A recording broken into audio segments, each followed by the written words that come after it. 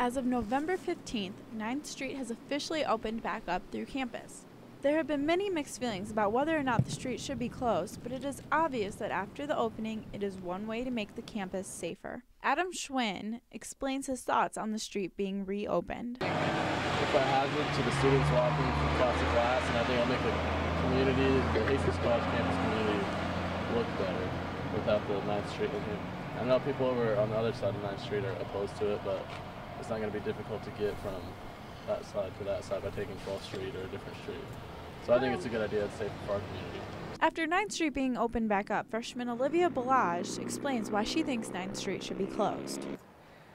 It being closed makes students able to cross back and forth without having to worry about getting hit, which I don't think anybody has gotten hit yet, and watching out for traffic. The city has estimated that nearly 3,000 students cross 9th Street daily before the study that they ran.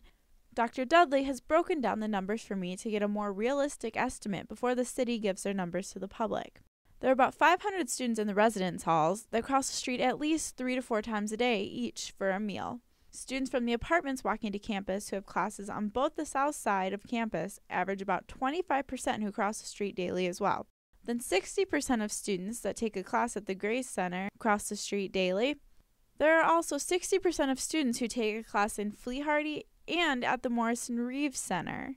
On top of that, there are also about 500 athletes that go to practice every day and walk to a fitness facility on campus. After adding everything together, that comes to a total around 6,250 crosses a day. The estimated 3,000 by the city is a very conservative number compared to what the total can be. So if the street closure passes, Dr. Dudley explains what the next move the school will make on this project. The college will probably approach the city council in early December, because I think that's when the city council meets, requesting a permanent closure.